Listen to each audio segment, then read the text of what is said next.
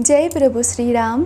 रामायण कथा में बालकांड अंश में प्रभु श्री राम और माता सीता के अयोध्या में आगमन की कथा मैं सुनाने जा रही हूँ। परशुराम के जाने के पश्चात राजकुमारों, गुरु वशिष्ठ, अन्य ऋषि मुनियों, मंत्रियों तथा परिजनों के साथ महाराज दशरथ अयोध्या की ओर अग्रसर हुए। मंत्रियों ने शीघ्र ही 2 शीघ्रगामी दूतों को सभी के वापस आने की सूचना देने के लिए अयोध्या भेज दिए। दूतों के अयोध्या पहुंचने तथा सूचना देने पर नगर के सभी चौराहों, अट्टलिकाओं, मंदिरों एवं महत्वपूर्ण मार्गों को नाना भांति की रंग बिरंगी ध्वजा पताकाओं से सजाया गया। राजमार्ग पर बड़े बड़े सुरम्य द्वार बनाए गए और उन्हें तोरणों से सजाया गया। मार्ग पे केवड़े और गुलाब आदि का जल छिड़का गया। सुंदर चित्रों, मांगलिक प्रतीकों, वंदनवारों आदि से हाट बाजारों को भी भरी सुरुचि के साथ सजाया गया। एक अभूतपूर्व उल्लास छा गया सारी अयोध्या में। अनेक प्रकार के वाद्य बजने लगे, घर घर में मंगल गान होने लगे। ये ज्ञात होने पर कि बारात लौटकर अयोध्या के निकट पहुंच गई है, नगर के मुख्य द्वार में प्रवेश करने ही वाली है, सुंदर सुकुमार रूपवती लावण्यमयी कुमारियाँ अनेक रत्नजटित वस्त्र भूषणों से सुसज्जित होकर आगंतुकों का स्वागत करने के लिए आरतियाँ लेकर पहुँच गए। महाराज दशरथ और राजकुमारों के स्वर्णिम फूलों से सुसज्जित सोने के हौदे वाले हाथियों पर बैठकर नगर में प्रविष्ट होने पर चारों ओर उनकी जय जयकार होने लगी। ऊंची ऊंची अट्टलिकाओं पर बैठी हुई सुंदर सौभाग्यवती रमणियाँ उन पर पुष्प वर्षा करने लगी।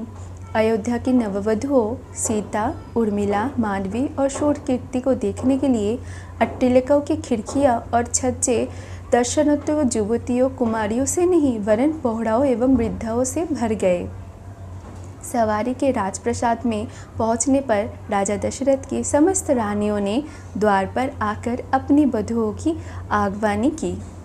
महारानी कौशल्या, कैकेयी एवं सुमित्रा ने आगे बढ़कर बारी बारी से चारे वधुओं को हृदय से लगाया और असंख्य हीरे मोती उन पर नौछावर करके उपस्थित याचकों में बांट दिए।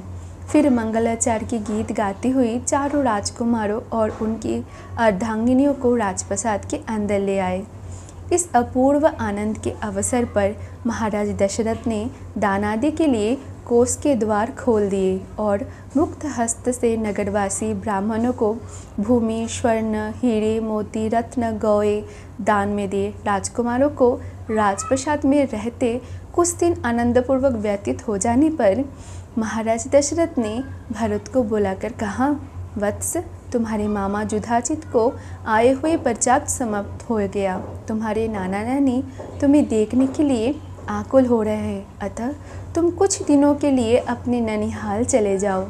पिता के आदेश अनुसार भरत और शत्रुघ्न ने अपनी माताओं तथा राम और लक्ष्मण से विदा लेकर अपने मामा युधाजित के साथ कैकेयी देश के लिए प्रस्थान किया।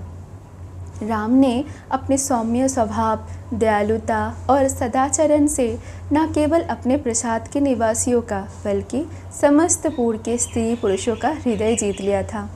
वे सबकी आंखों के तारे थे और अत्यंत लोकप्रिय हो गए थे।